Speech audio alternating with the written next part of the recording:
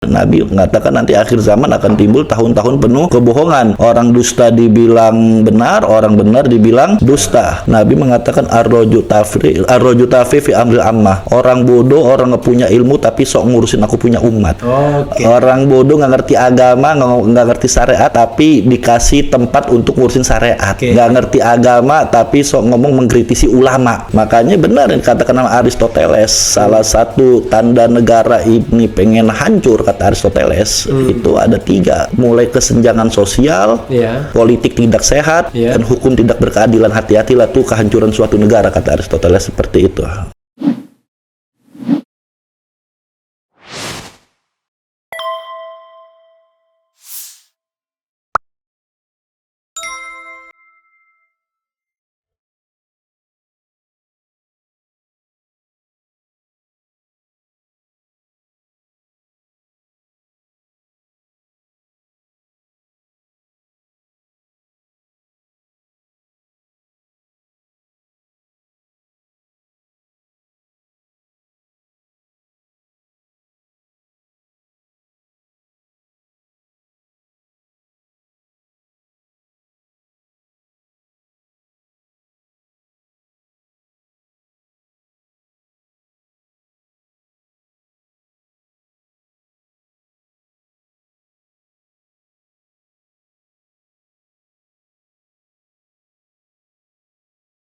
Ya, kita ini negara Indonesia sangat kita cintai, bahwasanya ya harus kita jaga karena ini warisan para ulama-ulama kita.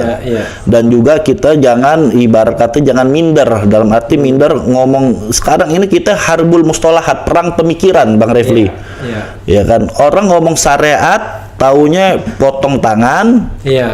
Ya kan, dirajam. Orang ngomong khilafah seolah-olah pengen mengganti Indonesia, padahal tidak seperti itu. Islam ini luas. Potong tadi memang sering kontroversial, tapi ada juga kontroversi yang baru, potong bebek angsa. Potong bebek angsa. Soalnya Habib terlalu serius. Nah, menarik Bang Refli. Potong bebek angsa, masak di kuali. Itu. Dan apalagi itu? Kok minta 3 kali. Gimana lagi, Bib? Dan menariknya Habib Rizik buktikan syariat Islam ini sudah berdiri di Indonesia 75%. 75% syariat Islam. Artinya Habib Rizik membagi syariat Islam ini menjadi 4. Apa aja? Yang pertama, ahkamus syariah al-muta'alliqah bil farad. Hukum syariat yang berkaitan dengan individu kita, seperti sholat, puasa, zakat. Kan alhamdulillah kita nggak dilarang di negara kita. Dan jangan lupa sholat, puasa, zakat itu salah satu syariat juga. Terus yang kedua, ahkamus syariah malah dianjurkan. Apalagi zakat. Itu dia, kalau buat zakat jangan cerita dah. Yang kedua yaitu ahkamus syariah al-muta'alliqa bil usrah, yaitu hukum syariat yang berkaitan dengan rumah tangga, seperti nikah, perceraian, talak, rujuk. Bahkan Indonesia pun hak waris, bahkan Indonesia pun menyediakan yaitu namanya pengadilan agama. Kalau muslim mau menyelesaikan masalah perceraian, warisan, pernikahan, silakan secara agama, ada pengadilan agama. Nah, itu kan sudah berjalan Bang Refli. Nah, itu sudah 50%. Nah, yang ketiga, ahkamus syariah al-muta'alliqah bil mujtama, hukum syariat yang berkaitan dengan sosial, ekonomi. Haji atau bank syariat. Sekarang sudah ada bank syariat. Dan pendidikan, bahkan pesantren pun ijazahnya orang keluaran pesantren pun bisa masuk ke perguruan tinggi. Nah, itu kan salah satu bagian dari syariat juga, ekonomi, pendidikan dan sebagainya. Nah, udah 75%. Nah, yang belum memang yang keempat ini, ahkamus syariah al-muta'alliqah bid-daulah, hukum syariat yang berkaitan dengan negara, artinya masalah pidana. Jinayah ya. Jinayah yang tadi hukum publik. Nah, dan itu juga sesuatu yang negara kita yaitu secara konstitusi, kalau diperjuangkan secara konstitusi ya itu kan bagian dari hak, kan begitu Bang Refli itu. Nah, kalau saya mengatakan tapi kalau orang yang Islamofobia, jangan. Kalau saya kan hak konstitusional itu adalah orang itu boleh memperjuangkan aspirasi apa saja ya. Nah, tetapi karena itu akhirnya kita harus berhadapan dengan perang konsep dan perang pemikiran. Betul, kan? Gitu, betul. bukan perang fisik. Betul. Gitu. Betul. Nah, jadi itu kurang lebih begitu Bang Refli dari pemikiran-pemikiran Habib Rizik Syihab yang saya tanggapi. Dan tadi menarik Bang Refli menyangkut masalah pluralisme ya. Iya. Ini kita ini mesti bedakan antara pluralisme dengan pluralitas. Oke. Nah, pluralitas ini yaitu kemajemukan hidup antar umat beragama. Ya. Itu pluralitas itu keniscayaan. Keniscayaan, betul, keniscayaan. Pluralisme itu faham yang semuanya ingin disama-samakan, ya kan? Iya. Atas nama pluralisme, Betul. kemudian semua ingin disamakan. Semua ingin disamakan, yaitu sebuah paham pemikiran yang mengatakan semua agama sama. Jadi antar umat agama yang lain dipaksa untuk membenarkan agama yang lain. Iya. Dan menariknya pluralisme agama ini ditolak bukan dalam Islam, agama lain juga menolak. Iya. Ya, bahkan Sama-sama menolak. Sama-sama tapi menolak. Tiba-tiba yang para pejabatnya nah, yang berkepentingan terhadap dukungan, ya kan? betul. Biasanya memang berusaha untuk mengambil kesempatan ya untuk mendapatkan ya dukungan-dukungan di dalam kontestasi pilkada atau pilpres begitu. Begitu Bang Refli. Oke. Bib, Ya. Habib nggak sekarang kegiatan apa Bib? Sekarang. Jadi yang jelas Habib masuk Februari ya? Masuk Februari, betul. Februari 2021. Jadi untuk sobat era sekalian yang barangkali belum terupdate lagi, itu Habib Idrus itu termasuk salah satu orang bicaranya gini, paling gampangnya pentolan ya, pentolan FPI yang dihukum karena melakukan Maulid Nabi, ya kan, kira-kira gitu ya. Dan Maulid Nabi itu dikonstruksikan sebagai pelanggaran prokes. Betul. Padahal hari ini tiap hari kita melihat orang melanggar prokes ya, nggak ada lagi yang ditangkap ya. Bahkan Presiden rame-rame di Mandalika abdesi itu nggak ada masalah. Itu dia. Ya. Bahkan yang menarik supaya hujan berhenti, hujan tetap aja turun juga. Jadi beliau ini dikena vonis berapa bulan nih? 8 bulan. 8 bulan Bang Refli. Jadi lucu memang vonisnya 8 bulan nggak tanggung-tanggung ya. 8 bulan itu sama dengan vonis yang dijatuhkan ke Habib Rizik. Semuanya 8 bulan kena. 8 bulan semua kecuali Habib Hanif. Habib Hanif beda kasus. Beda kasus, betul. Jadi untuk kasus yang Maulid Nabi Petamburan itu semua kena 8 bulan. Jadi Habib Rizik, Habib Idrus ya, kemudian Habib Ali ya, Ustadz Haris, Ustadz Maman, Ustadz Sobri. Jadi ada 6 orang yang kalau orang bilangnya pentolan FPI yang kemudian menemani Habib Rizik di tahanan selama 8 bulan. Tapi Habib Rizik kena kasus lain, yaitu kasus yang sekarang orang membandingkan dengan yang jauh lebih onar ya kan, dengan big data ya kan, Big data. yang nggak diapa-apain. Nah itu kena 2 tahun.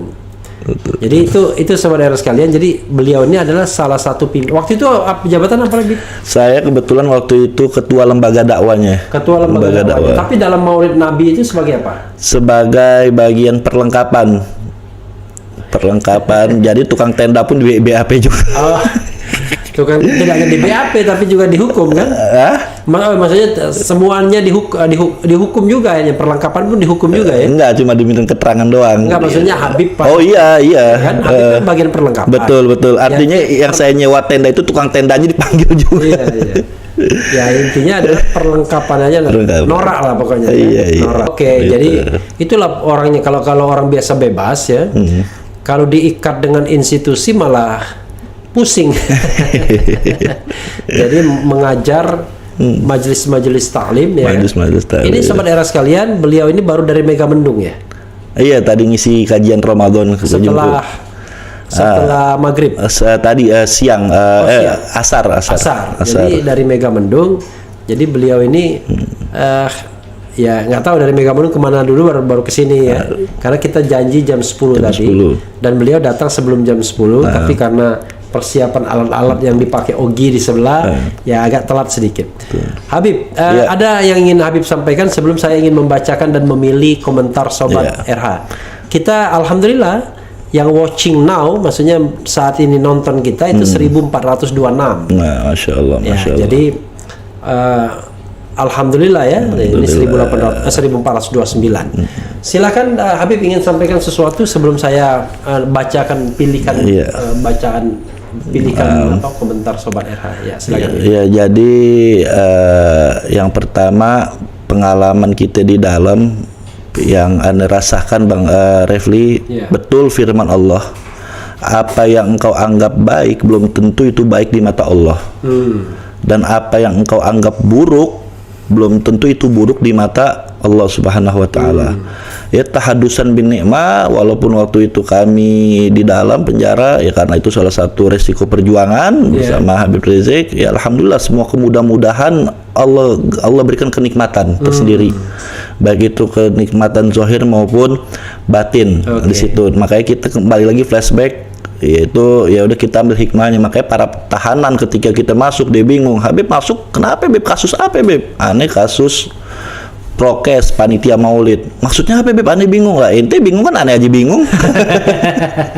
Dan sekarang Habib Bahar dituduh itu juga. Dituduh bahwa Habib Rizik dihukum karena maulid Nabi ya. Yang berita bohong. Allahu Akbar ya. Luar biasa ya. Terus yang kedua, artinya ya kita segala sesuatu yang kita jalan hidup ini nggak lepas dari ketentuan Allah, qadar Allah, takdir Allah. Yang penting bagaimana baik yang itu menyangkut baik buat kita bersyukur, adapun yang kita anggap buruk ya kita sabar, semuanya juga menjadi kebaikan Bang Refli. Dan yang kedua, bagaimana di sini yaitu bahwasanya apalagi sekarang lihat situasi kondisi yang luar biasa ya, yang sekarang ini yang Nabi katakan tahun-tahun penuh kebohongan. Nabi mengatakan nanti akhir zaman akan timbul tahun-tahun penuh kebohongan.